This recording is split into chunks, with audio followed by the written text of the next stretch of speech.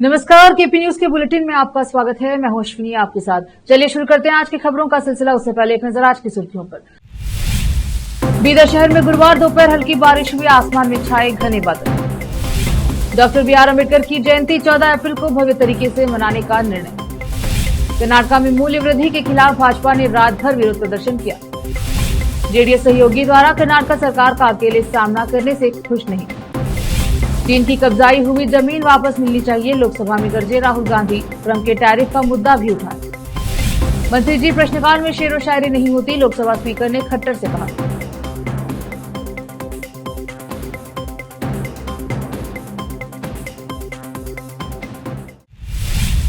समाचारों का सिलसिला शुरू करते हुए देखते हैं समाचार विस्तार से। बीदर में पिछले 10 से 15 दिनों से तेज धूप और गर्मी का कहर बरसता रहा। ऐसे में आज दोपहर में लगभग 2 बजे हल्की बूंदाबांदी से मौसम में बदलाव आया। बारिश से कोई खास असर नहीं पड़ा, लेकिन आसमान में बादल रहने से धूप की तपिश कम हुई, लेकिन गर्मी जारी है। हल्की हल्की शीतलहर चलने से लोगों को कुछ राहत मिली है। आज सुबह से ही आसमान में बादल छाए थे और दोपहर में बादल बरसे, अभी भी बादल छाए हैं। अनुमान है कि रात में हल्की बारिश हो सकती है। कैमरामैन महेश का कवरेज।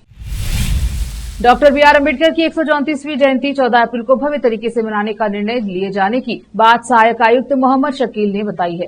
वह डॉक्टर बीआर अम्बेडकर जयंती समारोह के लिए बुलाई गई प्रारंभिक बैठक में बोल रहे थे। उन्होंने कहा कि 14 अप्रैल 8 बजे सभी सरकारी एवं अर्ध सरकारी कार्यालयों में डॉक्टर बीआर अम्बेडकर के चित्र पर पूजा अर्चना की जाएगी। उसके बाद डॉक्टर बीआर अम्बेडकर स्मारक पर पूजा और माल्यार्पण कार्यक्रम होगा। 9 बजे अम्बेडकर सर्किल पर अम्बेडकर चित्र की शोभा यात्रा निकाली जाएगी तथा उसके बाद शहर के भगत सिंह चौक, बसवेश्वर चौक, नई कमान चौबारा, गावन चौक से होते हुए डॉक्टर बीआर अम्बेडकर चौक पर समापन होगा। उन्होंने बताया कि इसके बाद शाम 5 बजे जिला प्रशासन द्वारा शिवाजी सर्किल के पास एक मंच कार्यक्रम आयोजित किया जाएगा तथा इस कार्यक्रम में एक व्याख्याता द्वारा विशेष व्याख्यान दिया जाएगा। उन्होंने नगर परिषद एवं परिवहन विभाग के अधिकारियों को विभिन्न गांवों से आने वाले लोगों के लिए बसों की व्यवस्था करने तथा जुलूस वाले स्थानों पर पेयजल सुविधा एवं साफ सफाई सुनिश्चित करने के निर्देश दिए हैं। पुलिस विभाग को उचित सुरक्षा एवं यातायात प्रबंधन बनाए रखना चाहिए। स्वास्थ्य विभाग ने अनुरोध किया है कि जुलूस के लिए एम्बुलेंस की व्यवस्था की जाए। उन्होंने अधिकारियों को निर्देश दिए कि वे विभिन्न विभागों को सौंपी गई जिम्मेदारियों का समयबद्ध तरीके से निर्वहन करें तथा कार्यक्रम को सफल बनाएं। इस बैठक में अतिरिक्त पुलिस अधीक्षक चंद्रकांत पुजार, जिला पंचायत के उप सचिव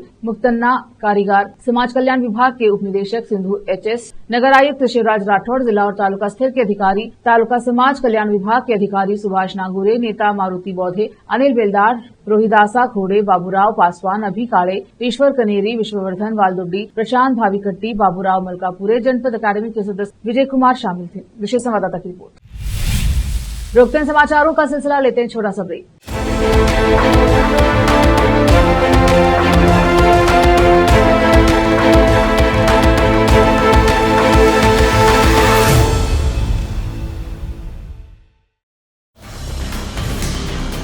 हिंदुस्तान के हर कोने में हम हैं मौजूद। 24 घंटे हालात पर गहरी नजर, खबरों से जुड़े चुपते सवालात और आपको दिखाता है धार्मिक, सामाजिक, राजनीतिक, लोकल और इंटरनेशनल न्यूज की सबसे बेहतर कवरेज, जो आपको रखती है हर पल बाखबर। देश और दुनिया भर की खबर के लिए देखते रहें KP news 24/7। Noor education trust Bidar की ओर से चलाए जाने वाला Noor MEd and BEd college Bidar, recognized by NCTE Delhi and affiliated to Bidar University, Bidar. Admission are open for the academic year 2023-24. विशेषज्ञ और सक्षम शिक्षकों द्वारा शिक्षा प्राप्त करने के लिए नूर एमएड एंड बीएड कॉलेज में दाखिला लें और शांत वातावरण में शिक्षा प्राप्त करें।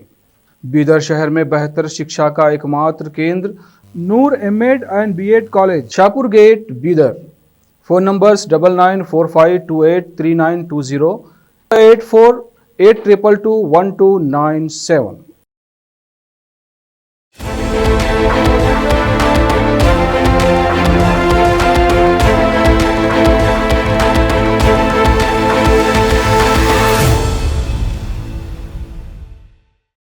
ब्रेक के बाद स्वागत है आपका। देखते हैं समाचार देश के।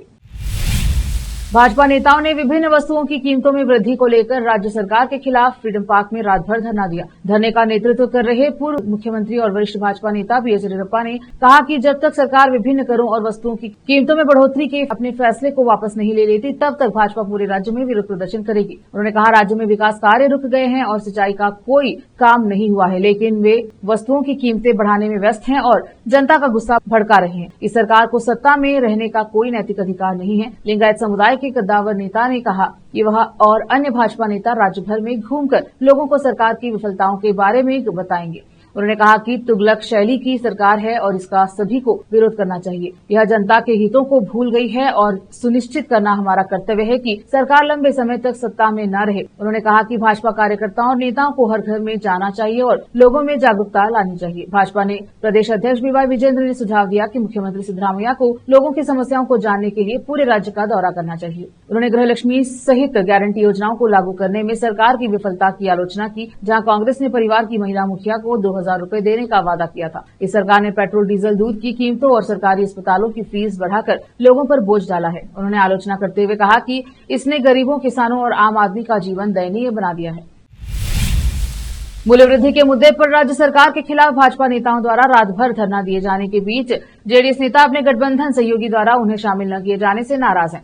विधानसभा में बाढ़ के नेता सुरेश बाबू ने कहा कि जेडीएस को शामिल किए बिना अकेले लड़ना भाजपा के लिए सही नहीं है। उन्होंने कहा कि पिछले साल मूडा घोटाले के खिलाफ पदयात्रा के दौरान भी भाजपा ने जेडीएस को शामिल नहीं किया था। उन्होंने कहा कि गठबंधन सहयोगी के तौर पर ऐसे मुद्दों पर मिलकर लड़ना चाहिए। बाबू ने कहा कि उन्होंने भाजपा नेताओं से समन्वय समिति गठित करने की अपील की है। उन्होंने कहा, अगर हम राज्य सरकार के खिलाफ मिलकर लड़ेंगे तो हमारी आवाज और मजबूत होगी, हम ज्यादा लोगों तक पहुंच पाएंगे। उन्होंने कहा कि यहाँ समन्वय की कमी केंद्रीय नेताओं को पता नहीं है। भाजपा द्वारा धरने की घोषणा के बाद जेडीएस नेता निखिल कुमारस्वामी ने कहा कि वे भी मूल्य वृद्धि के खिलाफ लड़ेंगे, लेकिन भाजपा के प्रदेश अध्यक्ष बी वाई विजेंद्र ने कहा कि उनकी लड़ाई अलग होगी, यह ठीक नहीं है। दोनों दलों के नेताओं को आपस में समन्वय पर चर्चा करनी चाहिए। उल्लेखनीय है कि निखिल ने भी समन्वय समिति गठित करने पर इसी प्रकार की राय व्यक्त की थी। मूडा द्वारा भूखंडों के आवंटन में कथित अनियमितताओं के मामले से संबंधित एक प्रमुख आदेश में कर्नाटक उच्च न्यायालय ने बुधवार को प्रवर्तन निदेशालय ईडी को अन्य व्यक्तियों के संबंध में अपनी जांच जारी रखने की अनुमति दे दी है, चाहे आरोपी की हैसियत से जांच की जाए या अन्यथा। पूर्व मूडा आयुक्त डीबी नटेशा को छोड़कर जिनके कार्यकाल में मुख्यमंत्री सिद्धरामैया की पत्नी पार्वती को 14 भूखंड आवंटित किए गए थे। मुख्य न्यायाधीश एनवी अंजरिया और न्यायमूर्ति केवी अरविंद की खंडपीठ ने 27 जनवरी को अतल न्यायाधीश द्वारा नटेश के खिलाफ कार्यवाही रद्द करने को चुनौती देने वाली ईडी की अपील पर ईडी द्वारा दायर अंतरिम स्थगित आवेदन का निपटारा करते हुए आदेश पारित किया। पीठ ने कहा कि न्यायालय ऐसे किए किसी निर्णय की अनुमति नहीं दे सकता जिसे केवल एक अंतरपक्षीय निर्णय के रूप में देखा जा सकता है, और जो वास्तव में एक अंतर पक्षीय निर्णय है जिसका प्रभाव सामान्य रूप से सभी जांच प्रक्रियाओं को रोकने वाला है। जैसे कि यह एक विवेचनापूर्ण निर्णय है, वैसे भी यह सुस्थापित कानून है। जांच एजेंसियों द्वारा जांच की प्रक्रिया में हस्तक्षेप नहीं किया जा सकता और इसे आगे बढ़ाने की अनुमति दी जानी चाहिए। किसी भी अपराध की जांच की प्रक्रिया की अनुमति देना, चाहे वह पीएमएल अधिनियम के तहत हो या किसी अन्य कानून के तहत अपराध हो, कानून के शासन का हिस्सा है। किसी भी कथित आपराधिक गतिविधि या अपराध की जांच या पूछताछ को कानून के अनुसार अदालत द्वारा निर्बाध रूप से अनुमति दी जानी चाहिए। रोकते हैं समाचारों का सिलसिला, लेते हैं छोटा सा ब्रेक। हिंदुस्तान के हर कोने में हम हैं मौजूद। 24 घंटे हालात पर गहरी नजर,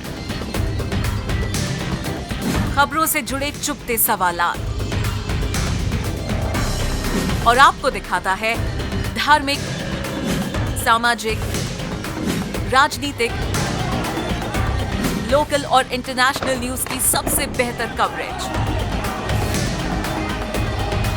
जो आपको रखती है हर पल बाखबर। देश और दुनिया भर की खबर के लिए देखते रहें केपी न्यूज 24/7। ब्रेक के बाद स्वागत है आपका, देखते हैं समाचार देश के। लोकसभा में राहुल गांधी ने कहा कि सीमावर्ती इलाकों में चीन ने हिंदुस्तान की 4000 किलोमीटर जमीन पर कब्जा कर लिया है, यह जमीन हमें वापस मिलनी चाहिए। वहीं उन्होंने ट्रंप के टैरिफ का मुद्दा भी उठाया और कहा कि इससे देश की अर्थव्यवस्था पर बुरा असर पड़ेगा। राहुल गांधी ने एलएसी और अमेरिका के रेसिप्रोकल टैरिफ पर लोकसभा में कहा कि यथास्थिति बनी रहनी चाहिए और हमें अपनी जमीन वापस मिलनी चाहिए। मुझे यह भी पता चला है कि प्रधानमंत्री और राष्ट्रपति के चीन को चिट्ठी लिखी है। हमें यह बात अपने लोगों से नहीं बल्कि चीनी राजदूत से पता चल रही है जो यह बात कह रहे हैं। दूसरी तरफ हमारे सहयोगी ने हम पर टैरिफ लगाने का फैसला किया है। यह हमें पूरी तरह से तबाह कर देगा। भारत सरकार हमारी जमीन के बारे में क्या कर रही है और टैरिफ के मुद्दे पर आप क्या करें।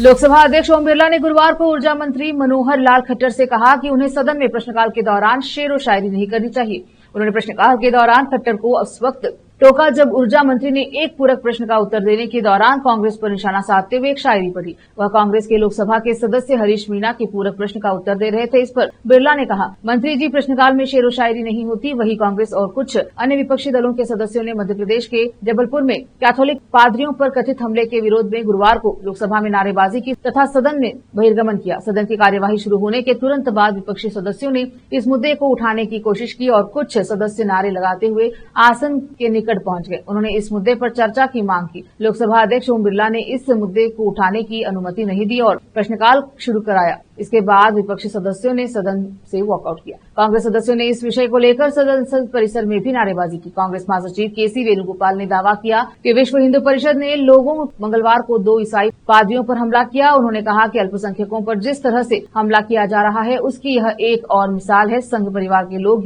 घरों पर हमले कर रहे हैं, सरकार कोई कार्यवाही नहीं कर रही। प्रधानमंत्री नरेंद्र मोदी और यूपी के सीएम योगी आदित्यनाथ को जान से मारने की धमकी देने वाले शख्स को मुंबई की अदालत ने 2 साल कारावास की सजा सुनाई है। इस मामले में शिकायतकर्ता पुलिसकर्मी मुंबई पुलिस आयुक्तालय के मुख्य नियंत्रण कक्ष में कार्यरत है, जहां वह कॉल ट्रैकर की ड्यूटी पर तैनात था। 20 दिसंबर 2023 को शाम 7:14 के करीब उसे एक मोबाइल नंबर से एक कॉल आया। उसने कॉल करने वाले व्यक्ति से बातचीत शुरू की। कॉल करने वाले शख्स ने कहा कि पीएम मोदी और योगी आदित्यनाथ की जान में खतरा है। दाऊद इब्राहिम का आदमी मोदी को उड़ाने के लिए 5 करोड़ दे रहा है। जेजे वाले यदि कंप्लेंट नहीं लेते हैं तो मैं जेजे में बम विस्फोट कर दूंगा। ऐसी धमकी दी। पुलिसकर्मी ने उससे बात करने की कोशिश की, लेकिन उसने धमकी दी अगर कुछ भी हुआ तो वही जिम्मेदार होगा। बातचीत के दौरान उसने अपना नाम इब्राहिम कल्याणी बताया। जब पुलिसकर्मी ने वरिष्ठ अधिकारियों को फोन देने की बात कही तो उसने फोन काट दिया। इसके बाद पुलिसकर्मी ने इस बारे में अपने वरिष्ठ अधिकारियों को सूचना दी। कुछ समय बाद शिकायत दर्ज कराने के लिए वह मैदान पुलिस थाने पहुंचा, जहां कॉल करने वाले को ट्रेस कर पकड़ा गया। उसका नाम कामरान आमिर खान था। बाद में जब शिकायतकर्ता ने उसकी आवाज की पहचान की तो पता चला कि वह कॉल करने वाला इस्माने झूठ बोल रहा था। इससे पहले भी योगी आदित्यनाथ को जान से मारने की धमकी देने का मामला दर्ज था। आरोपी के खिलाफ पीएम मोदी और योगी आदित्यनाथ को धमकी देने के आरोप में जेजे अस्पताल में मेडिकल न होने पर उसे बम से उड़ाने की धमकी देने के दोनों आरोप सिद्ध हुए। अदालत के सामने पुलिस की तरफ बताया गया कि व्यक्ति ने यह भी दावा किया कि इंटरनेशनल आतंकवादी घोषित दाऊद इब्राहिम के लोग उत्तर प्रदेश के मुख्यमंत्री आदित्यनाथ को बम से उड़ाने के लिए उसे 1 करोड़ रुपए की पेशकश कर रहे थे। आरोपी पर लगाए गए दोनों आरोप सिद्ध होने के बाद कोर्ट में सजा सुनाई गई। आरोपी कामरान खान को भारतीय दंड संहिता की धारा के तहत दोषी ठहराते हुए 2 साल के साधारण कारावास और 500 रुपए के जुर्माने की सजा सुनाई गई है। जुर्माना न देने पर 15 दिन के साधारण कारावास की सजा सुनाई। दिल्ली की मुख्यमंत्री रेखा गुप्ता ने आज विधानसभा में वाहनों से होने वाले वायु प्रदूषण की रोकथाम और शमन पर कैग रिपोर्ट पर चर्चा के दौरान राजधानी के लिए कई महत्वाकांक्षी योजनाओं की घोषणा की। उन्होंने कहा कि उनकी सरकार दिल्ली को प्रदूषण मुक्त और हरित बनाने के लिए प्रतिबद्ध है। सीएम ने बताया कि 2026 तक दिल्ली की सड़कों पर 11,000 बसें दौड़ेंगी, जो सार्वजनिक परिवहन को मजबूत कर वायु प्रदूषण को कम करने में मदद करेंगी। उन्होंने कहा कि वर्तमान में 6,484 बसें चल रही हैं, जबकि शहर को 11,000 बसों की जरूरत है। सीएम ने पिछले सरकारों पर निशाना साधते हुए कहा कि उनकी नीतियों ने दिल्ली की हवा को जहरीली बनाया और संसाधनों का दुरुपयोग किया। उन्होंने कहा कि पिछली सरकार ने सार्वजनिक परिवहन को कमजोर किया, जिसके चलते दिल्ली बीमार होती गई। हमारी सरकार पहले दिन से ही इस दिशा में काम कर रही है। इसके तहत रूट रेशनलाइजेशन को ठीक कर हर कोने तक बसें पहुंचाई जाएंगी। साथ ही इलेक्ट्रिक बसों के लिए चार्जिंग स्टेशनों का विस्तार होगा और 2026 तक 18,000 सार्वजनिक व 30,000 निजी चार्जिंग प्वाइंट स्थापित किए जाएंगे। जनस्वराज पार्टी के संस्थापक और जाने माने चुनावी रणनीतिकार प्रशांत किशोर वक्फ संशोधन बिल को लेकर जनता दल यूनाइटेड की रणनीति पर बिफर पड़े। बिहार के मुख्यमंत्री नीतीश कुमार को लेकर उनका गुस्सा फूट पड़ा। उन्होंने कहा कि यह दुर्भाग्यपूर्ण है कि मुसलमानों का एक बड़ा वर्ग वक्फ विधेयक से खुद को खतरे में महसूस कर रहा है। जब इतिहास में इस युग को लिखा जाएगा तो इस कानून के लिए भाजपा से ज्यादा नीतीश कुमार जैसे नेताओं को दोषी ठहराया जाएगा। प्रशांत किशोर ने कहा, मुझे लगता है कि सरकार ध्रुवीकरण की राजनीति के लिए जल्दबाजी में यह कानून बना रही है। सरकार के पास लोकसभा में बहुमत नहीं है, वे यह कानून इसलिए ला रही हैं क्योंकि नीतीश कुमार जैसे लोग सरकार का समर्थन कर रहे हैं। अगर नीतीश कुमार जैसे नेता लोकसभा में इस विधेयक के समर्थन में वोट नहीं करते तो सरकार इसे कभी कानून नहीं बना सकती। उन्होंने कहा, भाजपा मुसलमानों को अपना वोट बैंक नहीं मानती, लेकिन नीतीश कुमार जैसे लोग जो हर दिन मुसलमानों से कहते हैं कि वे समुदाय के हितैषी हैं, उन्हें जरूर सोचना चाहिए कि क्या ये गांधी, लोहिया और जेपी की बात करते हुए भी विधेयक के समर्थन में वोट देकर अपना पाखंड नहीं दिखा रहे। जब इतिहास में इस युग को लिखा जाएगा तो इस कानून के लिए भाजपा से ज्यादा नीतीश कुमार जैसे नेताओं को दोषी ठहराया जाएगा। वक्त एक और छोटे से ब्रेक का, जल्द लौटेंगे ब्रेक के बाद। हिंदुस्तान के हर कोने में हम हैं मौजूद। 24 घंटे हालात पर गहरी नजर, खबरों से जुड़े चुपते सवालात और आपको दिखाता है धार्मिक, सामाजिक, राजनीतिक, लोकल और इंटरनेशनल न्यूज की सबसे बेहतर कवरेज जो आपको रखती है हर पल बाखबर। देश और दुनिया भर की खबर के लिए देखते रहें केपी न्यूज 24/7। ब्रेक के बाद स्वागत है आपका। देखते हैं अंतर्राष्ट्रीय समाचार। ऑस्ट्रेलियाई प्रधानमंत्री एंथनी अल्बानीज के साथ हैरान करने वाली घटना हुई है। यह घटना न्यू साउथ वेल्स में एक कार्यक्रम के दौरान हुई है। कार्यक्रम के पीएम अल्बानीज मंच से गिर गए। सोशल मीडिया पर पीएम के गिरने का वीडियो वायरल हो रहा है। मंच में जब पीएम अल्बानीज, उस दौरान उनके बगल में कुछ और लोग भी खड़े थे। मंच से गिरने के बाद मौके पर मौजूद लोगों ने पीएम अल्बानीज को संभाला। इस पूरी घटना के बारे में पीएम के बाद में बताया कि वो स्टेज में कुछ कदम पीछे हट गए, जिसकी वजह से घटना घटी। बता दें कि ऑस्ट्रेलिया में आम चुनाव का ऐलान हो गया है। यहां 3 मई को मतदान होगा। प्रधानमंत्री Anthony Albanese New South Wales में एक ऐसे ही चुनाव कार्यक्रम में शिरकत करने पहुंचे थे, जहां उनके साथ यह घटना घटी। यमन में हुती विद्रोही नियंत्रित क्षेत्रों में संदिग्ध अमेरिकी हवाई हमले में कम से कम 6 लोग मारे गए। हुती विद्रोहियों के संबंध में आंकड़े भी जारी किए गए हैं। आंकड़ों के अनुसार अमेरिका के राष्ट्रपति डोनाल्ड ट्रंप के कार्यकाल के दौरान यमन में हमलों की संख्या में वृद्धि हुई है। अमेरिका की ओर से किए गए हमलों में कम से कम 67 लोग मारे गए। हालांकि अभी तक अभियान और उसके लक्ष्यों के बारे में कोई विशेष जानकारी नहीं दी गई है। व्हाइट हाउस की प्रेस सचिव कैरोलिन लेविट ने हमलों की कुल संख्या 200 से अधिक बताई है। लेविट ने कहा कि इन हमलों के परिणाम स्वरूप ईरान अविश्वसनीय रूप से कमजोर हो गया है और हमने देखा है कि हुती नेताओं को मार गिराया गया है। हालांकि हुती विद्रोहियों ने अभी तक अपने किसी भी नेता की मौत की बात स्वीकार नहीं की है। उधर अमेरिका ने भी किसी भी मारे गए विद्रोही नेता का नाम उजागर नहीं किया है। हालांकि ट्रंप प्रशासन के अधिकारियों के बीच हुई बातचीत के लीक होने पर यह जानकारी सामने आई है कि विद्रोहियों के मिसाइल बल के एक नेता को निशाना बनाया गया था। फिर से एक नजर आज की सुर्खियों पर। बीदर शहर में गुरुवार दोपहर हल्की बारिश हुई। आसमान में छाए घने बादल। Doctor B R. अम्बेडकर की जयंती 14 अप्रैल को भव्य तरीके से मनाने का निर्णय। कर्नाटक में मूल्य वृद्धि के खिलाफ भाजपा ने रात भर विरोध प्रदर्शन किया। जेडीएस सहयोगी द्वारा कर्नाटक सरकार का अकेले सामना करने से खुश नहीं। चीन की कब्जाई हुई जमीन वापस मिलनी चाहिए। लोकसभा में गरजे राहुल गांधी। ट्रंप के टैरिफ का मुद्दा भी उठाया। मंत्री जी, प्रश्नकाल में शेरो शायरी नहीं होती, लोकसभा स्पीकर ने खट्टर से कहा।